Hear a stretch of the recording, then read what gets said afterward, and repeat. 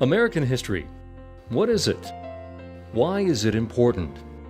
How do we learn it? These questions are more than a dinner conversation. These questions are the driving force behind a federally funded program called the Teaching American History Grant Program. In 2001, West Virginia Senator Robert Byrd proposed legislation to fund the program designed to improve the content knowledge of K-12 educators of American history. In 2002, Educational Service Unit No. 2 and their partner, Wayne State College, were awarded $845,000 for Project Westward Waters. Westward Waters is a 3-year staff development project developed to study Thomas Jefferson's 3 major themes of the Louisiana Purchase Territory. Year 1 of the project focused on exploration of the territory. Year 2 focused on the Native American peoples of the Louisiana Purchase.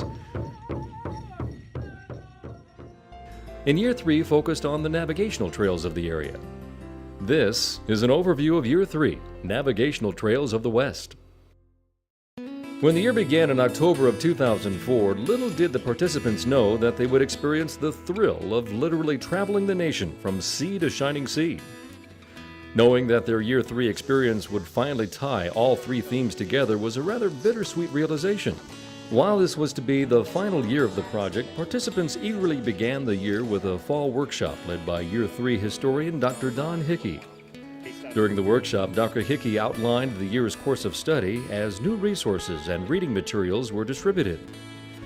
The workshop was held at the DeSoto National Wildlife Refuge. This location was selected because of the refuge's museum display of the excavated riverboat, the Bertrand. River trails were an essential part of westward travels, and the Bertrand display documents this form of travel very well. In November, educators embarked on a 4-day trip to Washington, D.C. Transitioning Year 2's Native American theme with Year 3's theme of navigational trails was accomplished by visiting the newly opened Museum of the North American Indian. Participants were able to pull from their previous year's experiences as they explored the artifacts and displays of this new Smithsonian treasure. In addition to the museum, educators were able to reflect on Year 1 experiences by visiting Thomas Jefferson's home, Monticello. The opportunity to physically place themselves in the rooms where so many of their topics of study were literally developed was astounding. Back in Nebraska, teachers spent the winter months reading and responding to several of the materials assigned during the previous workshops. The addition of online posting was a new feature that gave teachers yet another instructional strategy for their classrooms. In April, the Westward Waters group was again reunited for a weekend of hands-on history. Meeting in Omaha, participants visited the site of the Mormon winter quarters. On Saturday, the group boarded a bus and traveled to Nebraska City, Nebraska. Here, historians and local experts explain the significance of the Nebraska City location to the Overland Trail freighting business. On the way back to Omaha, the group toured the Union Pacific Museum in Council Bluffs. The advent of the railroad marked the end of the traditional overland journey being examined by the group and an important turning point in the history of the nation. In July, the Westward Waters family embarked on their last grand adventure. Boarding a shiny beach liner in Fremont, the group started out on their own overland journey as they hit the trail, bound for Oregon. To make the journey as authentic as our 21st century travelers could endure, the group headed to St. Joseph, Missouri. In St. Joe, the group toured the Pony Express Museum as well as the Patey House. Each location provided an overview of the frontier and the overland trail experience. A little further down the river, the group spent the night in Independence, Missouri. Independence was selected because of its popularity as a jumping-off point for overland travelers.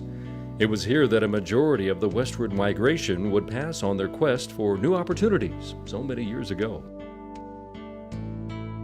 Visiting the National Frontier Trail Center allowed teachers to experience the equipment and supplies procured by the travelers when they began their journey. An added bonus was the opportunity to view and actually handle some original diaries housed at the center. These primary sources of history give the reader a unique glimpse into the writer's world. After visiting the Trail Center, the group was joined by local expert Ross Marshall. But this was the upper Independence Landing, as it was called. Mr. Marshall spent the remainder of the day guiding the group to the significant locations of the area, as he pointed out several physical reminders of the overland travelers. After spending the night in Topeka, Kansas, the group traveled the long, dusty roads of Kansas, stopping at the Cholera Cemetery.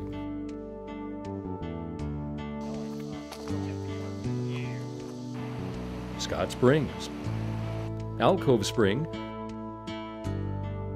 Hollenberg Ranch Station, and ended the afternoon at Rock Creek Station, Nebraska, where the legend of Wild Bill Hickok was born. Following the night in Kearney, the group visited Fort Kearney. During the highest migration period, Fort Kearney was a bustling location where travelers purchased supplies, mailed letters, got information, and traded stories with fellow travelers. Here, some of the participants got the opportunity to dress the part. Trading their long skirts and canvas pants for more modern comforts, the air-conditioned travelers rolled down the interstate and stopped in Gothenburg to visit a sod house replica and lunch at a Pony Express station. As the interstate gave way to two-lane highways and finally dusty roads, the group found themselves in the middle of rural Nebraska, seeking the ruts and trail markings of the long-gone overland travelers. Among the cattle, participants walked the ruts of California Hill. Here, under the clear Nebraska sky, the heat and dust turned the romance of the trail into reality. This was not a journey for the weak. Later in the afternoon, the group walked the steep incline of Windlass Hill. After catching their breath and taking in the panorama, the teachers gathered at Ash Hollow, an immigrant's beloved site of trail respite during the long migration west. And finally that day, the Westward Waters pioneers viewed some of the most recognized landmarks along the trail: Courthouse Rock, Jail Rock, and the famous Chimney Rock. Spending the night in Scotts Bluff, the travelers rested comfortably as they prepared for the next day's adventure. Following a navigational nightmare led by Dr. Hickey, the bus finally found the Robidoux Trading Post replica. Thanks to Patty's handiwork with the travel guide, the bus was back on well-traveled roads heading to Scotts Bluff National Monument. After a brief overview in the museum, everyone rode the park van to the top of the bluff. Several chose to walk the 1.5-mile trail track to the parking lot and have a little taste of the dry air and warm temperatures their predecessors would have experienced. The bus next pulled into Fort Laramie, Wyoming. Here, a picnic lunch was enjoyed and time was spent roaming the former fort grounds. Again, this fort provided travelers with needed supplies. Once again, themes of the project's Year 2 topic, Native Americans, were revisited as teachers remember the importance of Fort Laramie to the history of the Native Americans of the West. Striking reminders of the travelers who walked this trail so many years ago were evident in the afternoon's visits to Oregon Trail Ruts State Historic Park and Register Cliff. The ruts and names carved into the landscape provide a physical link to the souls of the past. It was on to Casper to end the day at the National Historic Trail Center.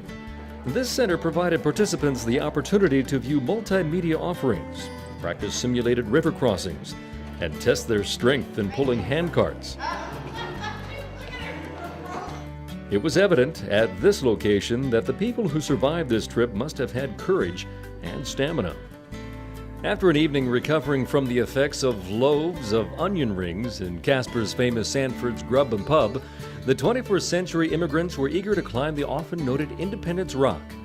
This granite monument was the location the overland travelers must reach by the 4th of July or risk the perils of not making it through the mountains before the snows. Just down the road from Independence Rock was Devil's Gate and the Mormon Handcart Center. Here the group watched a video about the Mormon migration to Salt Lake City and took the opportunity to pull a handcart. Again, the heat and dust of the day made the reality of the struggle come to life. Finally, the peak of the journey was upon the group. The afternoon brought into view the Continental Divide, South Pass. Much to the surprise of the educators, the South Pass was relatively flat. Fort Bridger was the next stop on the trail as the bus then turned its wheels towards Salt Lake City. During the stay in Salt Lake, participants traveled to Promontory Point to visit the site of the last spike driven in the Transcontinental Railroad. During the rest of the stay in Salt Lake, teachers were given time to explore the history of the Mormon migration. Back on the trail, the group found its way to Shoshone Falls. This Niagara of the West did not disappoint the senses, as the roar of the falls drowned out the noise of the modern times. Later in the day, arriving at Three Island Crossing, participants clearly understood what was meant by the immigrants by the phrase in their diaries, "It was hot." Temperatures of 112 overwhelmed each individual as they came off the bus and walked to the river's edge. This location is the site of yearly reenactments of the treacheries of river crossings that faced each overland traveler several times during the trek. Following an overnight stay in Boise, the group finally crossed the border into the final leg of the journey, Oregon. Participants explored in the displays of the Oregon Trail Interpretive Center in Baker City, Oregon. While most of the groups chose to stay in the museum, a few of the more adventurous group chose to hike the mile trail to visit an actual Ezra Meeker marker. Now, this marker was erected by Ezra Meeker in the early part of the 20th century as he tried to commemorate the Overland Trail through a series of markers. The group then made a stop at the Tamatslik Cultural Institute near Pendleton, Oregon. This center focused on the traditional Native American cultures of the region and was once again a reminder of the lessons learned during year 2 of the project. After the afternoon stop at Tamatslik, the group arrived at the Columbia Gorge Discovery Center. Here, much like the role of the Missouri River in year 1 of the project, the Columbia River's role in navigation was explored. After resting in Portland for an evening, the group began their last day of the adventure by boarding a boat on the Columbia River. As the project began 3 years ago with an exploration of the Louisiana Purchase territory on the Missouri River, the project closed with a water adventure to the Pacific. A 4-hour boat ride on the Columbia River delivered the group to Astoria, Oregon. Here, participants visited the winter quarters of the explorers of the Louisiana Purchase territory, Lewis and Clark. From the classrooms of Nebraska, 35 educators followed the footsteps of history. From Monticello to Fort Clatsop, this adventure provided teachers with opportunities to participate in America's great story. They met the ghosts of our nation's past and experienced the delight of adventure and the trials and tribulations of tragedy. They formed friendships and developed professional relationships that will last a lifetime. They've deepened an already existing love for their profession and their country, and their commitment to share the story will be forever strengthened by this remarkable experience. I'm teaching from the heart and my soul instead of just from a book.